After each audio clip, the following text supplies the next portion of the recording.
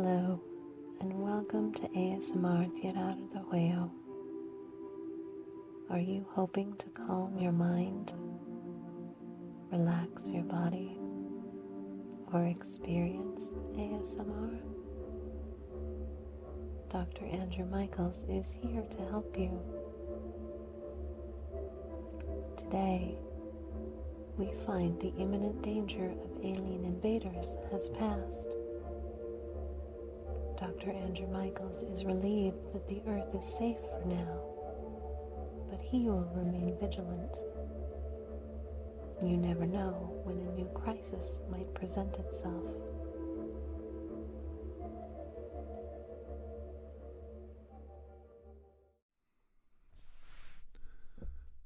The battle was over, the alien race defeated. Finally, peace was brought to planet Earth. The contents of the contract between the two worlds was read, and the terms followed. And an ancient communication device from Egypt, long in the past, was finally returned to the people of Earth. And with this, our story is ending. Or is it? As the great Orion spaceship was returning to Earth, parades were planned, celebrations started, people all over the globe united in peace, united in victory. I stood amongst my allies, the scientists of the octopus community and the marsupial community. And they seem sad.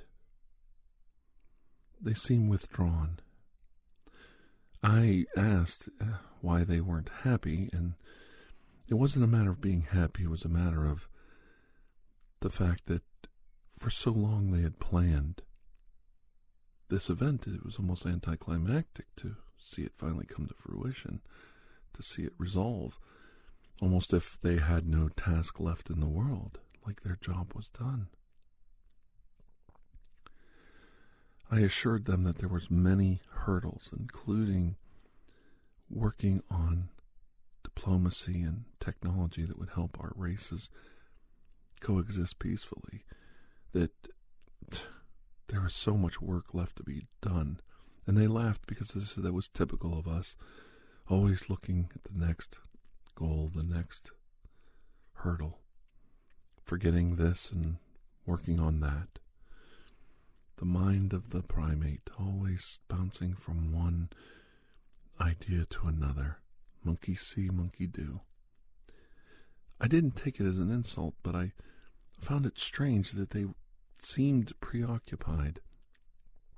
Finally, I asked one of my closer associates, an octopus scientist, and he asked for a private meeting with me and to discuss things in a deeper fashion. I acquiesced to his request and met with him privately. We were in a very large conference room with a drop-down television screen, and he had brought some kind of multimedia device to show me something was on his mind. He started off by saying, "Dr. Andrew Michaels, the people of Earth have been so generous. We can't believe we have succeeded where in the past we failed so many times before. But we, as truthful and open and sharing our technology and our history as we have been with you and your race, we have also held back certain information.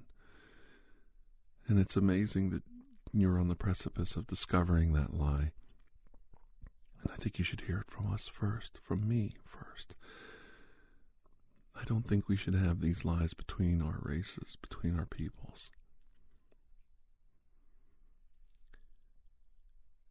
This isn't the first time, he went on, that the human race tried to help the sentient beings of planet Earth fend off the alien attack. We told you that Atlantis was a marsupial-controlled city, and it was destroyed when the marsupials broke the rules and used a missile to destroy the orbiting alien ship. They tried to circumvent the rules and destroy the aliens, push them away 35,000 years ago. And Atlantis and many other species were wiped from the planet. Whole civilizations destroyed. I must tell you that Atlantis was a human city that did commerce and trade between all the races of the planet. It was not a marsupial city. And it was your technology, your rocket designs that were used to blow up the alien ship. And it was your race that was wiped off the planet. Your civilization that was destroyed. To the point where human beings lost contact with their fellow races, lost their technology, lost their knowledge. Human beings were nearly driven off the face of the planet Earth.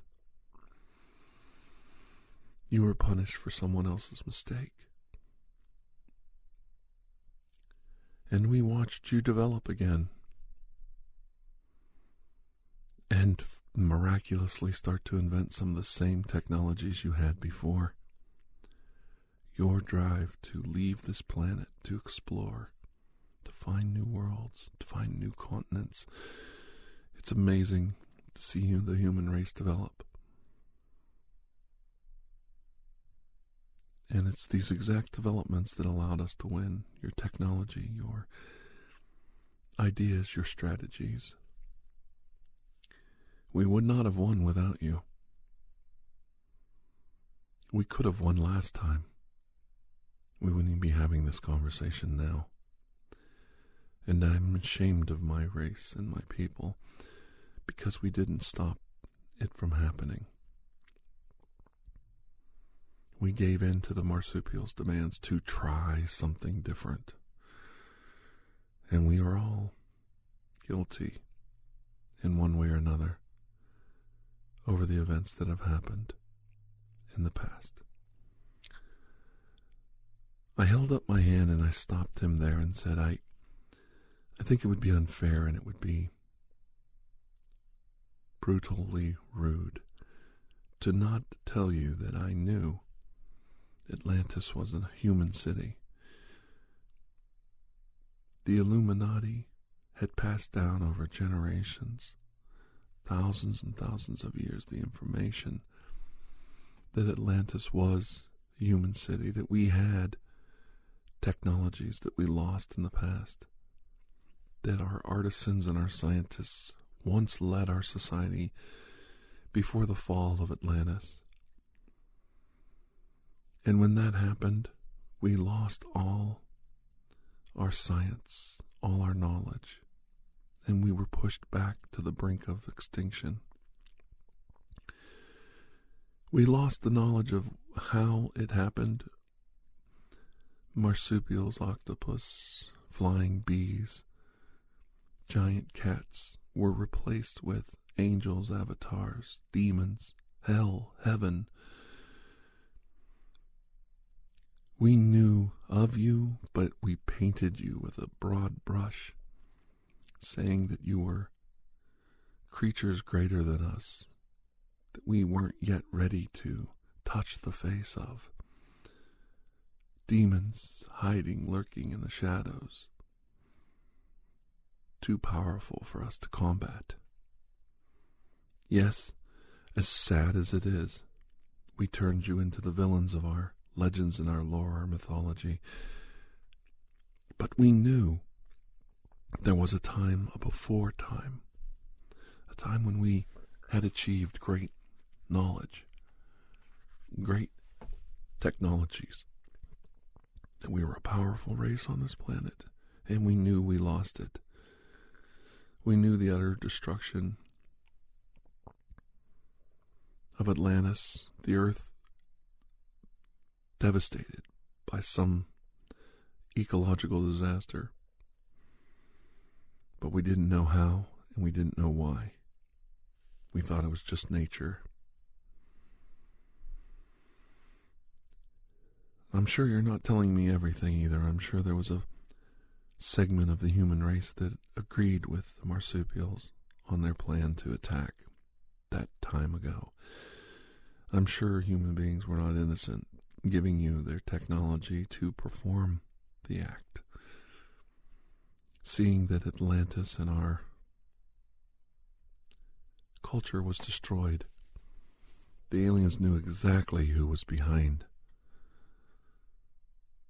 making this plan possible, whether we were complicit, whether we agreed. It was our technology that was used against them, and we paid the ultimate price. My friend, the octopus scientist, was somewhat stunned.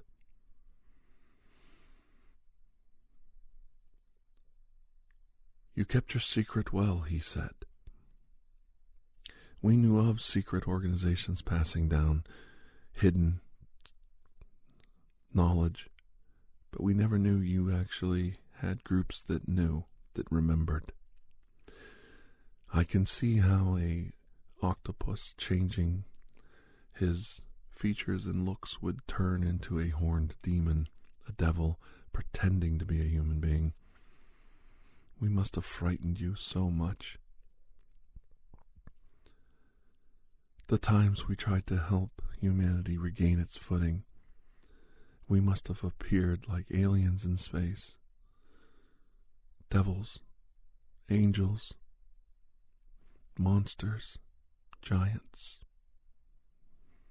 It must have been frightening to relearn all these things again, especially for such a fragile race that really didn't deserve the punishment it got. You received tenfold what involvement you could have possibly had in the event. You were singled out. From their point of view, yes, it must have looked like you were the ringleaders of it. The new race trying to change the rules. It makes sense to me now. I understand we made a mistake, and you and your people were punished for it. Thank you for that. We shook hands. He was happy. We had resolved it between us. This would remain relatively a secret event, and we would slowly release information about it over time so that the human race could absorb it in a simpler fashion, not all at once in a shocking way. Yes, it might be a form of censorship and all that, but better to let us learn slowly as children do, not all at once. No reason to start a trauma now when we've come so far together.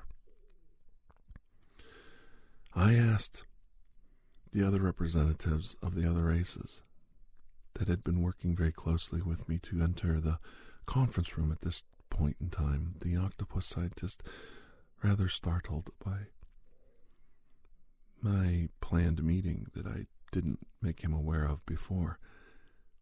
What was this? What was going on? What was Dr. Andrew Michaels up to now? They all sat down around the conference table. And I said, my brothers, my sisters, welcome to this meeting. I have been told of the past transgressions by my own people and by your own, as we tried to combat this evil from the stars. I understand that you failed 35,000 years ago, and my people were punished for it. This was kept from us and the general public to not jeopardize our alliance. I don't think it will jeopardize our alliance either, because we haven't told you certain facts to prevent damage to the alliance on our end. And as a representative of the human race, if this came up in conversation, as it has today, I was dictated by the leaders of the human race, the world governments of the entire planet of humans, to discuss what I'm about to in detail and answer all your questions. The first thing I must tell you is there are the races sitting before us: the cats, the octopus, the marsupial, the bees, and the humans. We five consider ourselves the only sentient races on the planet. Have you ever thought of looking for others like ourselves, hidden in plain sight? They all looked at each other kind of quizzically, and then back at me. They knew I was going somewhere with this. No, we were totally aware of all the sentient, intelligent races on the planet. There are 5 of us, you being the newest. And I said I wouldn't be so sure. There are many races that live in symbiosis with human beings, who live openly. You just have to look for them. There is an intelligent race of rats that live in peaceful coexistence with the human race. Almost every city on the planet has a community of these rats living off the excess wastes and wealth of the human race. They are very peaceful, very democratic species. They warned us about you. They knew of some of you. They told us that our avatars and our angels were actually creatures like aliens. They thought you were from another planet. They didn't realize you were from our very own. But they made the Illuminati aware of you. I find it quite amazing you don't know of them, yet your eyes dart back and forth. You must have thought about it over time, that there might be others. And there's another race. They mean you no harm. But their anger at our mistake 35,000 years ago led them to stay silent until today. Some of their representatives are here now. Obviously, you can't see them. They choose not to be seen. They are more ancient than all of us. And they paid the heaviest price 35,000 years ago when the aliens ravaged the planet. They lived openly on the surface, and almost all of their people were wiped out down to a few hives. Have you ever been to a picnic and you see the ants coming up for a little bite, wanting to share the wealth? There is an intelligent hive mind of ants that predate all of you, even the bees.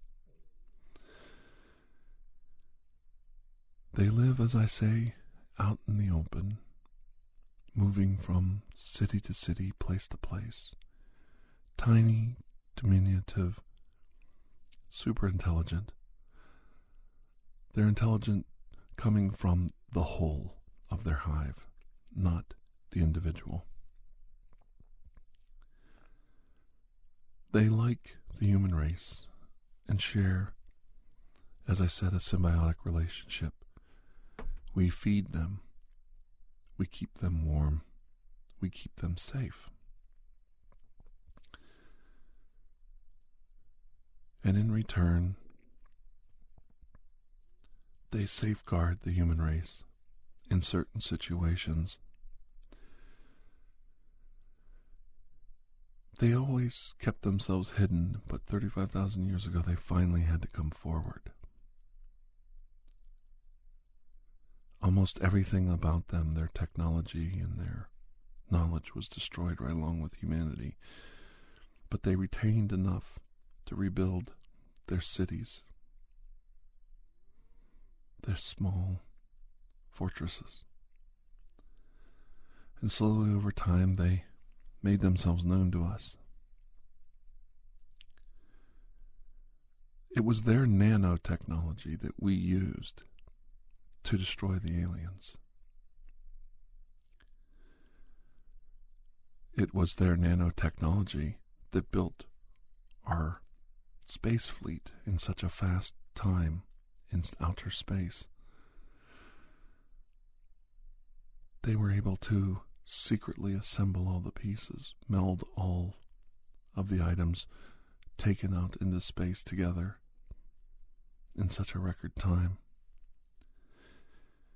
Where you saw it as an advance in robotics from the human race, it was actually robotics, nanotechnology, microscopic robots designed and engineered by our friends, the ants. And this is what gave us our edge. They weren't risking another failure. They wanted the job done right this time. And as you could see from their results, it took them 20 seconds to win the battle. It wasn't an exciting battle, but it was an awesome spectacle to behold. They mean no one any harm. Their display of violence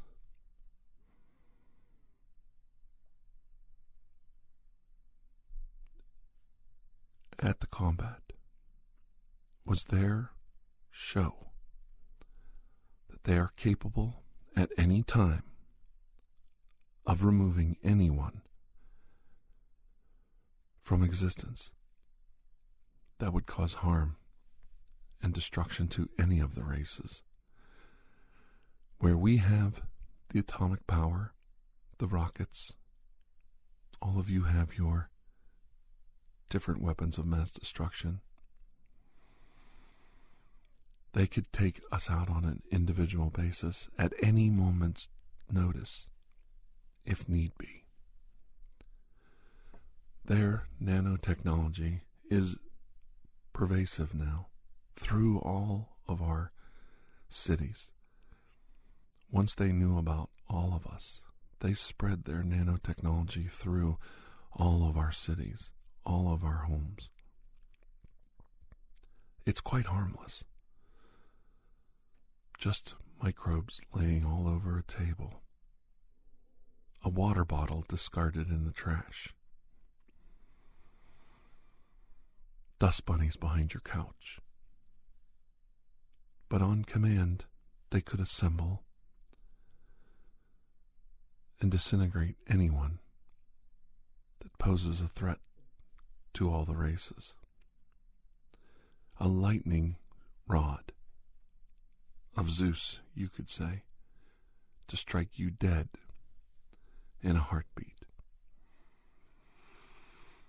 They won't use this to interfere in our day-to-day technologies and our day-to-day lives. If you want to commit murder, steal from your brother, If you want to abuse your family, they won't stop you. They have no concept of these things and don't have any interest. But if you want to put your finger on a button and blow up St. Louis or destroy a beehive with a nuclear missile attack, or wipe out the marsupial humans to get even for something that happened to somebody far and far long ago, 35,000 years ago, they will stop you. They will kill you. The time of hate and rhetoric in our politicians preaching evil, racism, and divisiveness, that's over. It's time to live a good life, to live in peace and tranquility and live in unity together. And just as we thought you were our avatars, you were our angels and our demons, we have a new layer of angels and demons standing over us. As long as we are willing to work together to grow as a culture, we have nothing to fear from them. But if we want to resort to our old ways, prey on each other, let our old hatreds and prejudices rule us, they will step in. They will end the fight.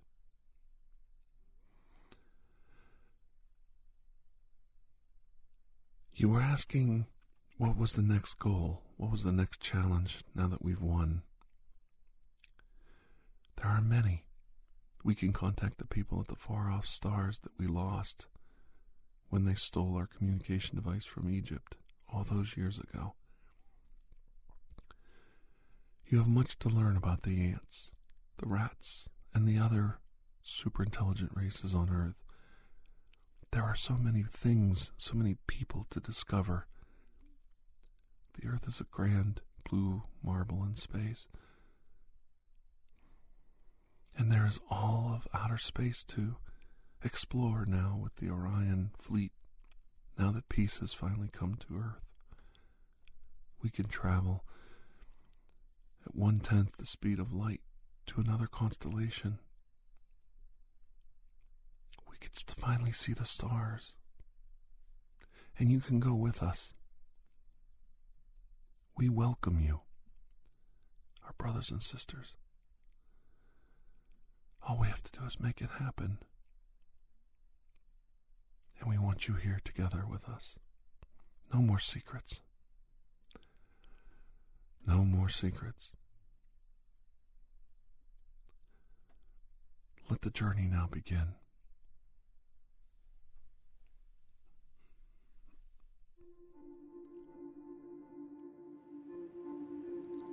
Thank you for joining us for ASMR TirarADeguello. Remember to stay tuned for the next installment of this story, coming soon. When you have a moment, please take the time to rate and review this podcast. If you are interested in additional ASMR content, you may view our library of videos at youtube.com/TirarADeguello. The theme song Atlantis is by Jason Shaw of audionautics.com and is used by permission. Correspondence, including questions or requests, may be sent to TirarADeguello@gmail.com. On behalf of Dr. Andrew Michaels, thank you